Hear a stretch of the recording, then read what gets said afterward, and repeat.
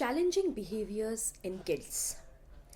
It's a very common problem where parents, teachers, schools, outside the houses, everyone is troubled because of the challenging behaviors in kids.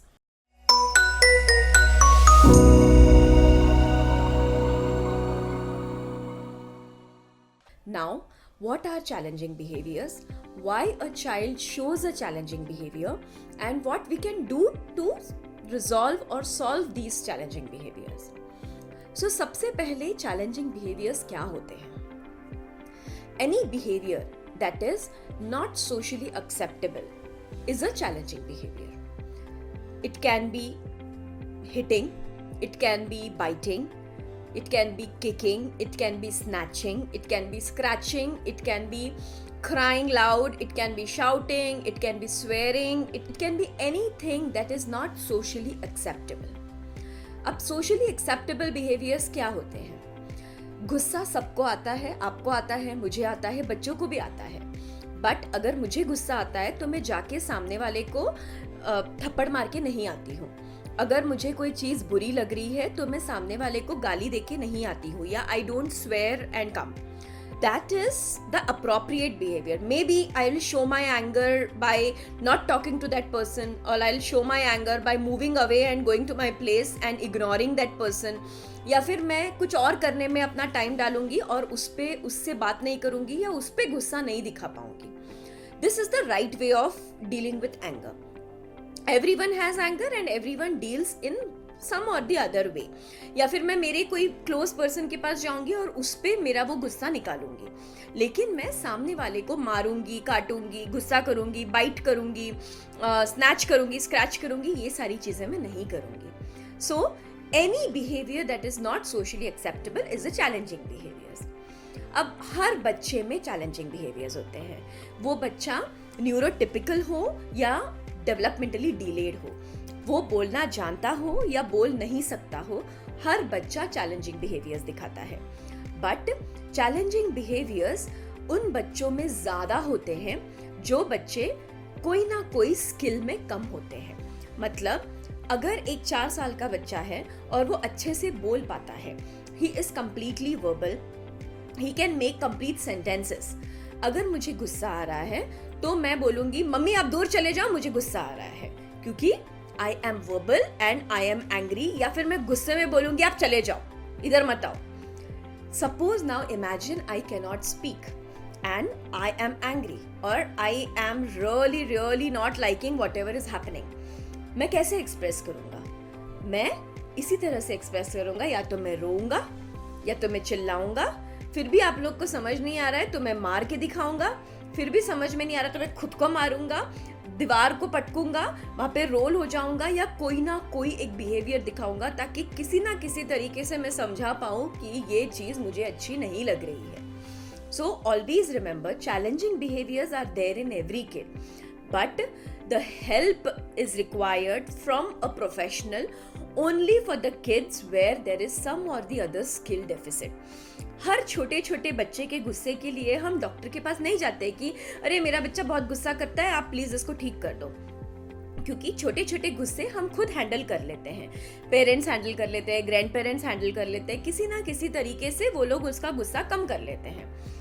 हमें किसी और की help तभी लगती है जब हम वो हैंडल नहीं कर पाते हैं. वो हैंडल हम कब नहीं कर पाते हैं?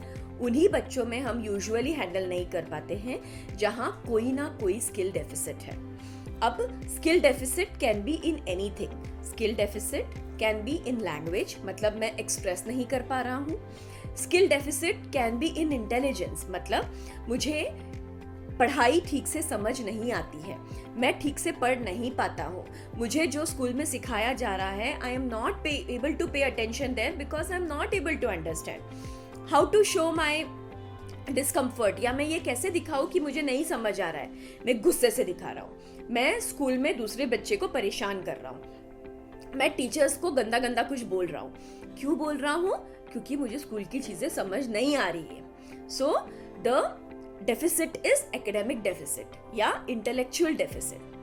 तीसरा, अगर बच्चे में सोशल स्किल डेफिसिट्स है, मतलब मुझे बच्चों में कैसे रहना है, अगर समझो मैं ग्रुप प्ले कर रहा हूँ, उसमें मैं हार गया तो मैंने कैसे रिएक्ट करना है, अगर मैं जीत गया तो मैंने कैसे रिएक्ट करना है, अगर ये मुझे नहीं आता है तो मैं गुस्से से दिखाता हूँ। सपोज मैं बैडमिंटन खेल रहा हूँ और सपोज मैं हार गया, मुझे नहीं पता हार कैसे एक्सप्रेस करना है, या फिर I am sad, I understand I am sad and I am angry that I didn't win, but I started hitting other person और I started shouting at other person, जा तू तो अच्छा नहीं खेलता, तू तो खराबी है, and all those things. That is, I have social deficits. Unless and until I train or I treat the deficits, I can never be able to solve the problems. So, whenever a child has a challenging behavior, always the first thing is to try to understand what is the skill deficit the child is having. Is the child having deficit in language? Is the child having deficit in intellect or academic difficulties? Is the child having difficulty in social interaction? Is the child having difficulty in self-regulation? That means I'm not able to regulate my emotions. First is we have to find the difficulty. The second very important concept in understanding a challenging behavior is why a child is showing a challenging behavior. किसी भी बच्चे को अपने आप को hit करने में या हेड बैंग करने में या रोने में, चिल्लाने में मज़ा नहीं आता है.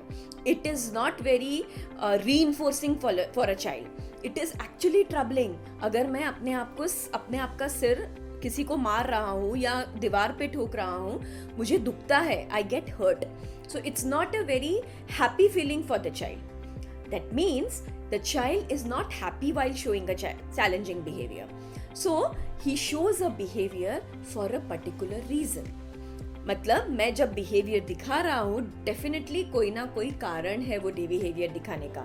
मुझे मज़ा आ रहा है इसलिए मैं बिहेवियर नहीं दिखा रहा हूँ. क्यों दिखाते हैं बच्चे बिहेवियर्स? सबसे कॉमन कारण जो होता है, जो सबसे ज़्यादा पाया जाता है, वो है कोई चीज़ के लिए.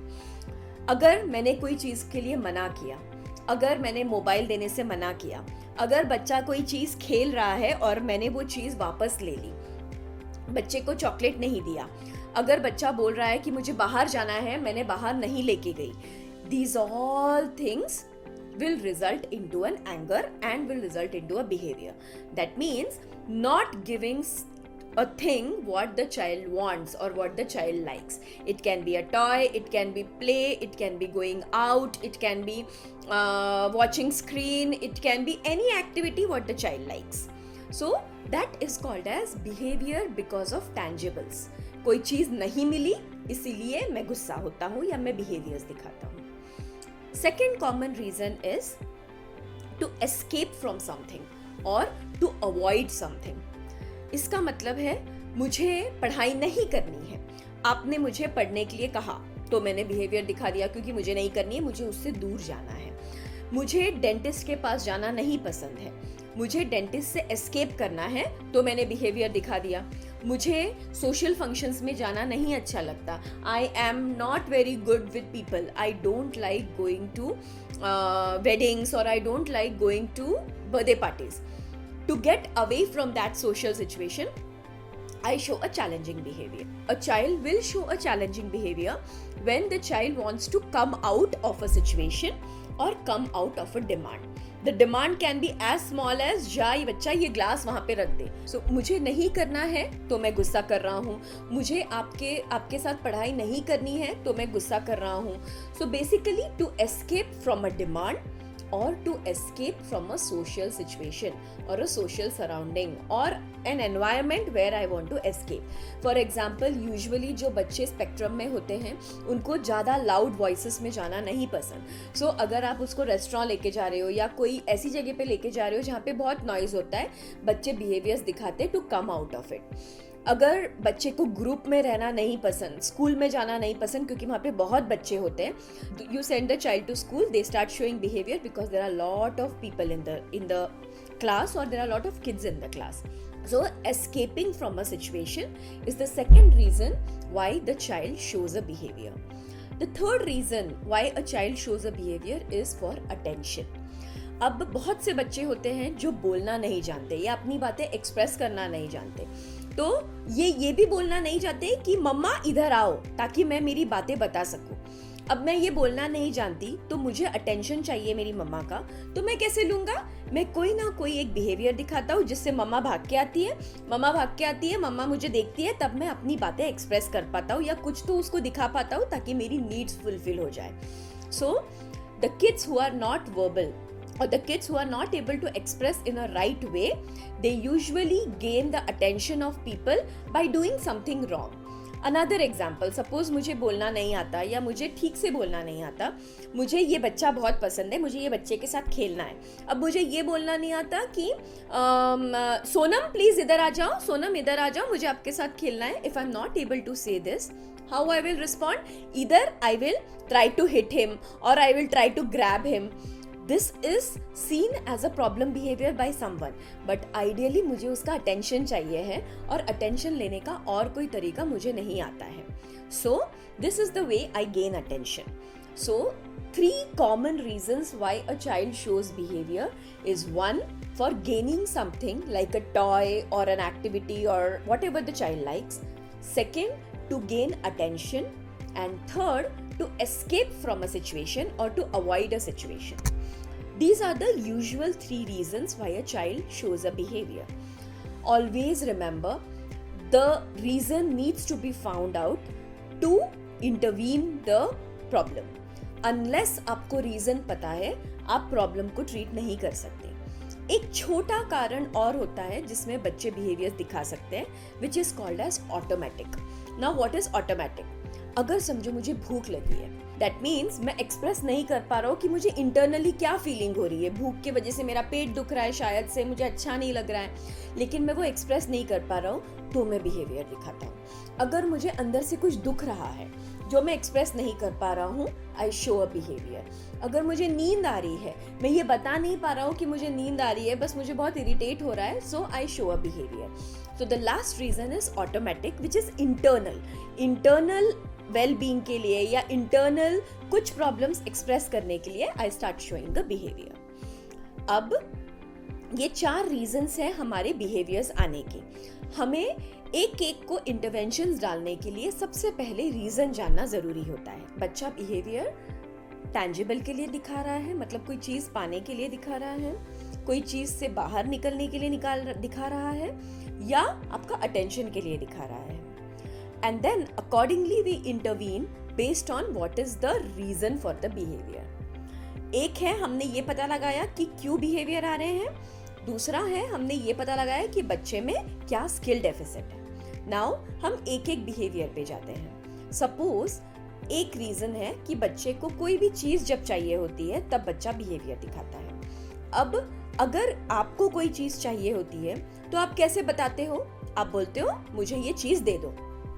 सपोज मुझे ग्लास चाहिए है, मैं बोलूंगी बच्चा मुझे ये ग्लास दे दो। सो बेसिकली जब मुझे कोई चीज चाहिए होती है मैं मांगती हूँ, I request for that thing. Same thing you have to teach the child. You can not reduce a problem behaviour unless you teach a skill.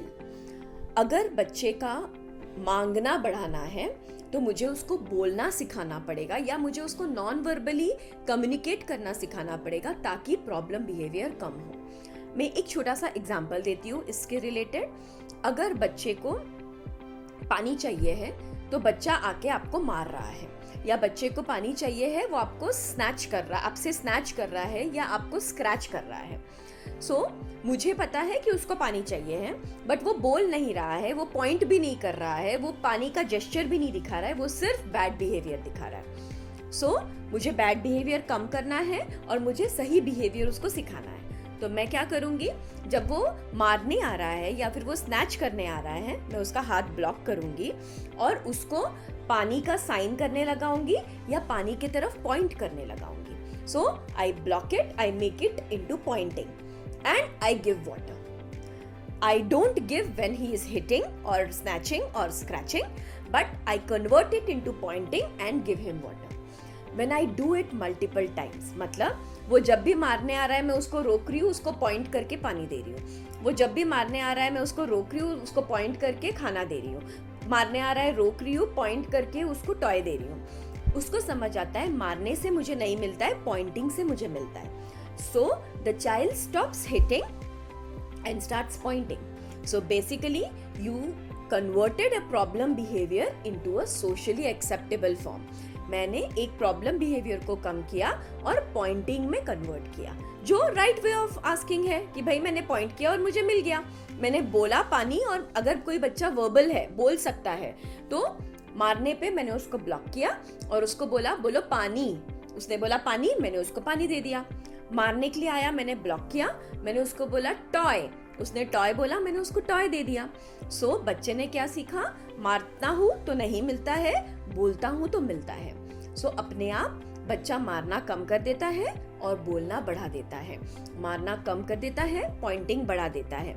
So you basically taught a right way of expression and you stop the problem behaviour. The second problem, suppose the child is a bigger child, like 8 years का है, 9 years का है, एकदम अच्छे से verbal है, सब बताता है, बस पढ़ाई उसको नहीं करनी होती है, या पढ़ाई के टाइम पे उसके बिहेवियर्स आते हैं। अब इस समय मुझे पता है बच्चा बोल पाता है। इंस्टेड ऑफ, सपोज उसको मैंने पढ़ाने बैठा और बच्चा मुझे मारने लगा, या पढ़ाने बैठा और बच्चे ने चिल्लाना स्टार्ट कर दिया, मैं उसको बोलूंगी नहीं, चिल्लाना नहीं है, बोलो आई वॉन्ट अ ब्रेक। अगर उसने बोल दिया, मैं उसको बोलूंगी yes, okay fine, you can take a break for 2 minutes and then we will start again. That means I converted my shouting to telling I want a break. जब मैं ये बहुत बारी करूंगी, अपने आप बच्चा शाउटिंग कम कर देगा और I want a break बोलना बढ़ा देगा.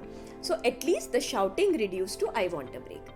Now you can increase the frequency of your studies by saying I want a break, बच्चे ने बोल दिया, उसके बाद में मैं बोल रही हूँ ओके, इतना कर लो फिर मैं ब्रेक दे दूंगी, and then you teach that much and then he gets a break. So basically you are teaching, now you have to listen also, you cannot just take a break. I will give you a break after you finish this much, I will give you a break after you finish this much. So you converted a problem behavior to an asking or a socially acceptable behavior, and then you started making him listen to you by giving that break to the child, so that the child also gets a break and he starts listening to you. This is the second way of intervention, where the problem is escaping from something or avoiding something. Now the third thing is attention. Suppose आपका बच्चा बोल नहीं पाता है और वो जब भी उस आपका अटेंशन चाहिए होता है, वो आपके बाल खींचता है. So now बाल खींचना is a wrong behavior. He can gain attention by either saying mama, or he can gain attention by calling you, by tapping the shoulder or tapping your hand. So what I will do, whenever he is pulling my hair, I will block it and I'll convert it into a tapping. And then I'll say, wow, tell me बच्चा what happened. Again when he pulling my hair, मैं उसको रोकूंगी और उसको tap करने लगाऊंगी, और फिर मैं उसको अटेंशन दूंगी. फिर से वो खींच रहा है मेरा हेयर, मैं रोकूंगी, टैप करने लगाऊंगी, and then I give attention.